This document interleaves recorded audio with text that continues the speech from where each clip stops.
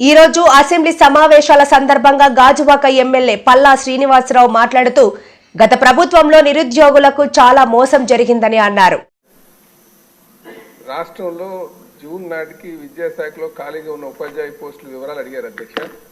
అలాగే ఆ పోస్టులు ఎప్పుడు భర్తీ చేస్తారని చెప్పేసి ఇది వాళ్ళు అధికారంలో ఉన్న 5 సంవత్సరాలు ఏ రోజు కూడా స్కూల్స్కి ఏదో చేస్తున్నాం, అలాగే ఈ డిఎస్సి విడుదల చేస్తామని చెప్పి మొత్తం నిరుద్యోగుల్ని మోసం చేసినటువంటి తీరు ఆ 5 సంవత్సరాలు చూసాం అధ్యక్ష. అయితే మనం ఎవరైతే నిరుద్యోగులు ఉన్నారో ఆ నిరుద్యోగుల యొక్క ఆకాంక్షని ఈ వేదిక ద్వారా పరిష్కారం చూపించాలనే ఉద్దేశంతో మరి ఈరోజు ఈ ప్రశ్నకి నేను మా హెచ్ఆర్డి మినిస్టర్ గారిని అడుగుతున్నాను సార్. అయితే 2019 ముందు అధికారం కోసం వాళ్ళు చేసిన జగన్మోహన్ రెడ్డి గారు చేసినటువంటి ఏదంటే సుమారు 2,30,000 పోస్టులు మేము నింపుతాం క్రమం తప్పకుండా, అలాగే 23,000 పోస్టులు టీచర్ పోస్టులు మేము అధికారంకి వచ్చిన తర్వాత చేస్తామని చెప్పి మోసం చేశారు అధ్యక్ష. కానీ వాళ్ళ అధికారంలో ఉన్నప్పుడు 4 సంవత్సరాల 9 నెలలు ఒక్క పోస్టు కూడా తీయలేదు అధ్యక్ష, ఒక నోటిఫికేషన్ కూడా విడుదల చేయలే. కాకపోతే ఎలక్షన్కి 2 నెలల ముందు మాత్రం ఏదో ఒక నోటిఫికేషన్ విడుదల చేసి ఎవరైతే ఆస్పిరెంట్స్ ఉన్నారో వాళ్ళందరినీ మోసం చేశారు అధ్యక్ష. అలాంటి పరిస్థితి ఏమైనా ఉంటుందా? దానికి సమాధానం చెప్పాల్సినటువంటి అవసరం ఉంది అధ్యక్ష. ఎందుకంటే నిరుద్యోగులు చాలామంది ఎదురు చూస్తున్నారు పోస్టుల కోసం.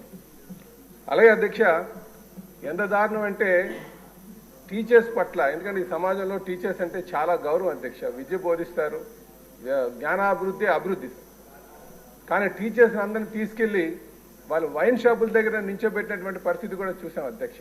అంటే ఎందుకు ఈ మాట చెప్తున్నానంటే టీచర్స్ పట్ల ఏమాత్రం, విద్య పట్ల, జ్ఞానం పట్ల ఏమాత్రం గౌరవం లేనటువంటి ప్రభుత్వం గత 5 సంవత్సరాలుగా మనం చూసాం అధ్యక్ష. అందుకనే హెచ్ఆర్డి మినిస్టర్ గారిని ఎప్పుడు ఈ డిఎస్సి నోటిఫికేషన్ తీస్తారు, అలాగే ఆ ప్రభుత్వం కూడా అధ్యక్ష జాబ్ క్యాలెండర్ అన్నారు. అంటే నిరుద్యోగులను ఎంత మోసం చేశారు. ప్రతి ఏడాది జాబ్ క్యాలెండర్ తీస్తా అని చెప్పారు, అది కూడా తీయలేదు అధ్యక్ష.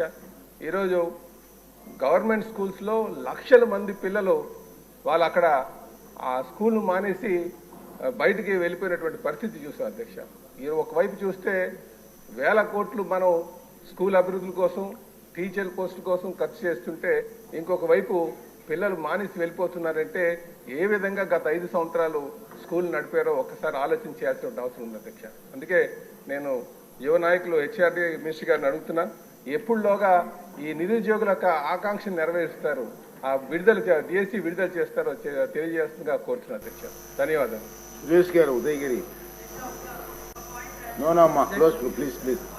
ఉదయగిరి.